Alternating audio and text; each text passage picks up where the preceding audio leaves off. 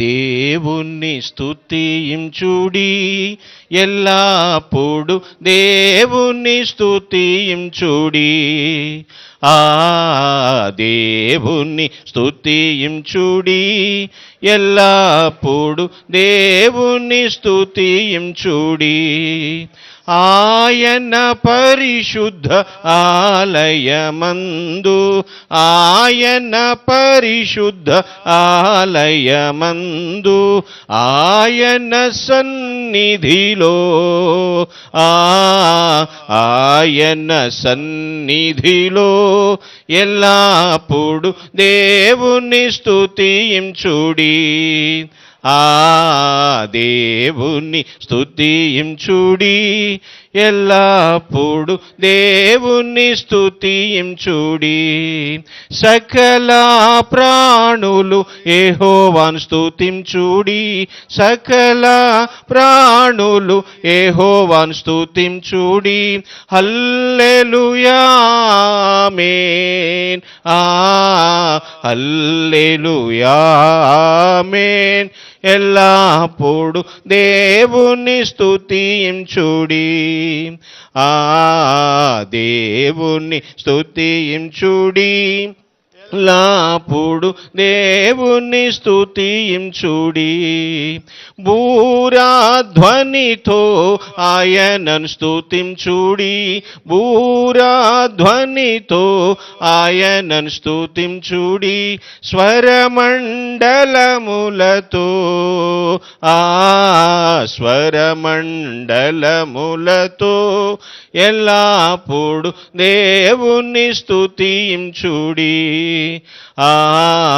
దేవుని స్తుతించుడి, ఎల్లప్పుడు దేవుని స్తుతించుడి. పిల్లన గ్రోవుల చల్లగనూది, పిల్లన గ్రోవుని చల్లగనూది, ఎల్ల ప్రజలు చేరి,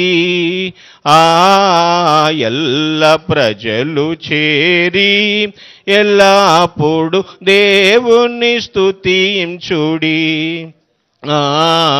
దేవుని స్తుతించుడి, ఎల్లప్పుడు దేవుని స్తుతించుడి. దేవుని మహాకృపలో ఒక వాక్య భాగాన్ని చదువుకుని ప్రార్థన చేద్దాం. యెషయా గ్రంథము 41వ అధ్యాయము 10వ వచనం చదువుకుంటున్నాం. 9-10 వచనాలు. యెషయా గ్రంథం 41, 9-10 వచనములు. భూదిగంతముల నుండి నేను పట్టుకుని దాని కొనల నుండి పిలుచుకునిన వాడా, నీవు నా దాసుడవనియు నేను నిన్ను ఉపేక్షింపక ఏర్పరచుకుంటేననియు నేను నీతో చెప్పియున్నాను. నీకు తోడై ఉన్నాను, భయపడకుము, నేను నీ దేవుడునై ఉన్నాను. దిగులు పడకము, నేను నిన్ను బలపరుతును. నీకు సహాయము చేయువాడను నేనే. నీతి అను నా దక్షిణ హస్తముతో నిన్ను ఆదుకొందును.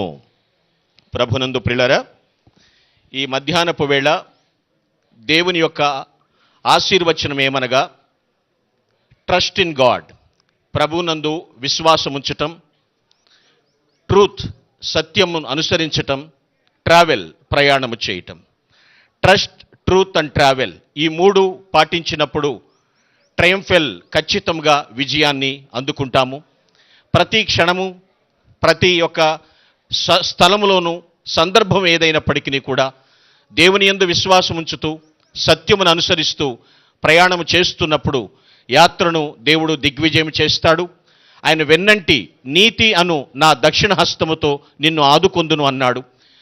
ఆయన యొక్క ఆపన్న హస్తము ఎల్లవేళలా మీకు తోడుండి అడుగుపెట్టు ప్రతి స్థలములో ఆనందోత్సాహాలతో, ఆశీర్వచనాలతో అనేక జనావళి మధ్య అలంకరించబడుతూ మునుముందుకు మీ దీవెనలు అనేక మందికి ఏ విధంగా మీరు చేసిన మేలులు ముందుకు సాగినవో అదే జ్ఞాపకాలతో నానాటికి బలాభివృద్ధి పొందుతూ ఆశీర్వాదమును అనుభవించుదురుగాక.